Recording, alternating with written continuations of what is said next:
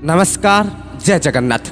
भविष्य मालिका में जो कुछ भी वर्णन किया गया है वर्तमान के समय में हमारे आंखों के सामने ही वो सब उपस्थित रखी हुई है, लेकिन हमारा वो आंख नहीं है कि हम उसको देख पाए, हमारा वो दिमाग नहीं है हम उसको समझ पाए, और हमारा वो चेतना भी नहीं है वो समय रहते ही हम सब समझ जाए। यहाँ जिस बात को मैं आप तक पहुँचाने की कोशिश कर रहा हूँ, वर्तमान समय में हमारा जो IIT बाबा, इसको आप सब तो अच्छे से जानते हैं। उनका जो 3 प्रेडिक्शन है, यानी कि उन्होंने जो भविष्यवाणी की है वो सब डायरेक्टली भविष्य मालिका को भी टक्कर देते हैं। यानी कि भविष्य मालिका में ठीक यही बात को महापुरुष ने 600 साल पहले वर्णन की रखी है।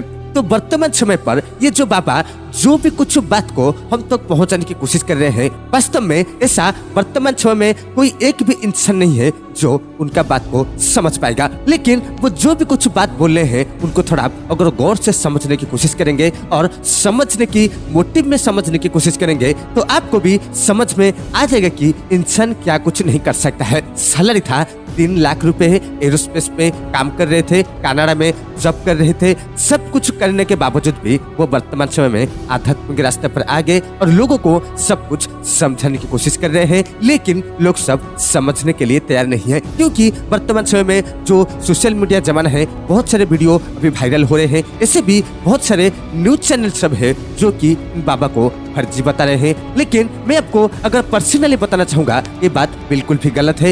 ये जो बाबा है एक ऐसा इंसान है जो कि वास्तव में सब कुछ जानता है, सब कुछ कर भी सकता है, क्योंकि हमारा जो धर्म है, जो सनातन धर्म है, हमारा जो संस्कृति परंपरा है, अगर हम थोड़ा पीछे यानी कि हिस्ट्री को देखने की भी कोशिश करेंगे तो ऐसे भी बहुत सारे साधु संत महात्माओं ने हो चुके हैं जो कि जो चाहते हैं वो कर भी सकते हैं। वर्तमान समय में ये बाबा उसी तरह का बात बोल रहे हैं। वो जो कुछ भी बोल रहे हैं वो 100% सत्य है, लेकिन वो बात को समझने के लिए हमारे पास क्षमता नहीं है, क्योंकि हम सब लोग तो 20 से 30 हजार सैलरी के लिए कुछ भी कर सकते हैं। लेकिन अगर एक इंसान 3 लाख सैलरी को छोड़कर वर्तमान समय में मानव सेवा के लिए कोशिश कर रहा है, हम उनको भी नहीं छोड़ते। यही है असल में कलिकाल का रूप, यानी कि साधु संत महात्माओं को कोई भी यकीन नहीं करेगा। कोई एक भी इंसान उन सब लोगों का बात को समझने की कोशिश नहीं करेंगे, उल्टा उनको पागल बना देंगे। यही है वर्तमान समाज का वास्तव रूप। यही है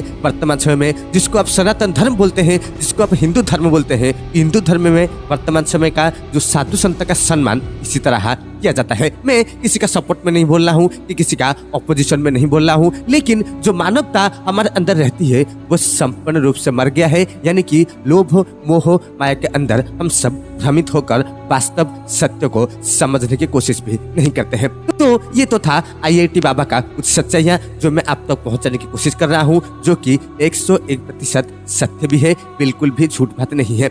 IIT बाबा ने ये भी भविष्यवाणी कर रखे हैं कि खूब जल्द, यानी कि जो 3rd वर्ल्ड वॉर है वो 2025 का अंत में। मैं भी आपको ऑलरेडी बता चुका हूँ कि महापुरुष संत अच्युतानंद दास जी ने इसके बारे में भी 600 साल पहले प्रेडिक्शन कर गए थे, यानी कि इस साल 2025 के अंत तक भयंकर महायुद्ध होने वाला है। यानी कि मैं जो अब तक ये बात पहुंचाने की कोशिश कर रहा हूँ केवल और केवल भारत के बारे में इधर मैं आपको समझाने की कोशिश कर रहा हूँ। हम 2025 के अंत तक निश्चित रूप से युद्ध में शामिल ले चुके होंगे। तो इसी बात को महापुरुष संत अच्युतानंद दास जी ने इधर वर्णन भी कर रखे हैं। इसको थोड़ा गौर से समझने की कोशिश कीजिए।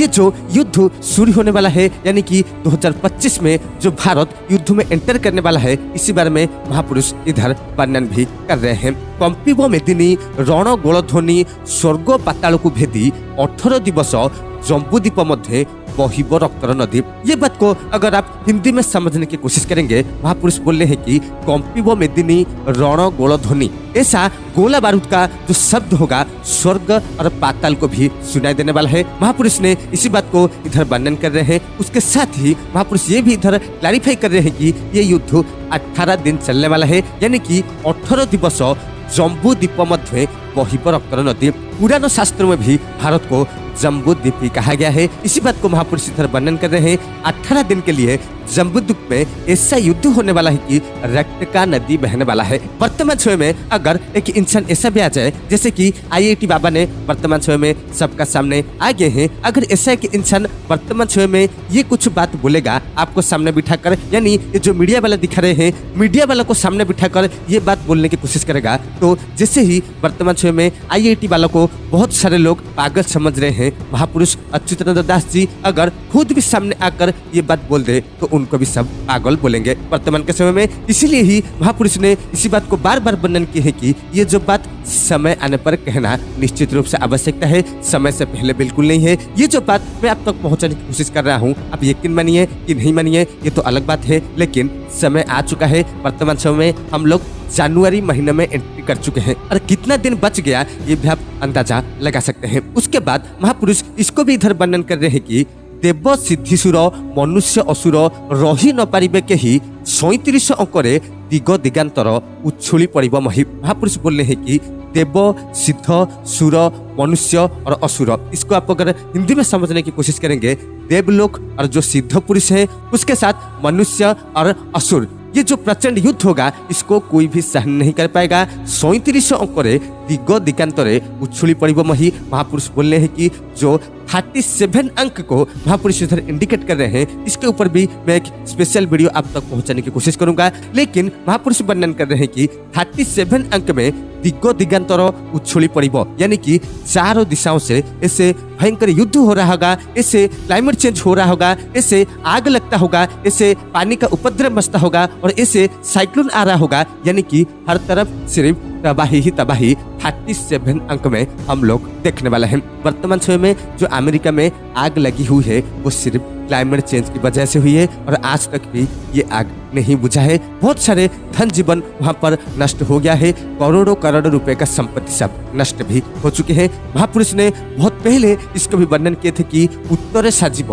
दक्षिणे गाजिब पूर्वे न रहिबे केही झाड़ बाड़गेनी जिए रहीजिब कूलकू विहन से ही, यानी कि उत्तर में सजेगा, दक्षिण में गर्जन होगा और जो पूरब दिशा है वहां पर कोई भी नहीं रह सकता। अगर आप इंडिया में आपको अच्छे से समझते हैं तो आपको भी ये अंदाजा लग जाएगा कि पूरब दिशा महापुरुष इसी स्थान को बोल रहे हैं, यानी कि वर्तमान समय में आप देख सकते हैं कि पश्चिमी देशों में भयंकर तबाही शुरू हो चुकी है, युद्ध भी उधर चल रहा है, आग भी उधर लग रहा है, साइक्लोन भी उधर चल रहा है और क्लाइमेट चेंज का जो सबसे भयानक इफेक्ट पड़ने वाला है वो सब पश्चिमी देशों में ही, यानी कि यूरोपियन कंट्री में सब पड़ने वाला है और जो कि वर्तमान समय में हमारे आंखों के सामने घटित हो रही है। लेकिन हम सब देख कर भी अनदेखा जैसा व्यवहार कर रहे हैं, जैसे कि कुछ हुआ ही नहीं हो, क्योंकि हमको सब पैसा से मतलब है, हमको सब अपने परिवार से मतलब है और ये ब्रह्मांड जो हमारा एक शब्द आपको मालूम भी हुआ वसुधैव कुटुंबकम, ये जो शब्द केवल एक शब्द ही रह गया है और किताब में ही रह गया है। इसी बात के साथ हमारा कोई वर्तमान समय में लेना देना भी नहीं है। तो आशा करता हूँ आपको समझ में आ रहा होगा कि जो IIT बाबा ने अभी बोल रहे हैं वो कोई छोटी मोटी पुरुष बिल्कुल नहीं है, आप इसको महान संत भी बोल सकते हैं। उसके साथ महापुरुष ने 600 साल पहले जिस भविष्यवाणी को वर्णन किए थे, वर्तमान समय में ये IIT बाबा ने भी इस बात को स्पष्टीकरण किए है कि 2025 के अंत तक हम सब भयंकर युद्ध को सामना करने वाला है। तो वीडियो को हर जगह शेयर कीजिए और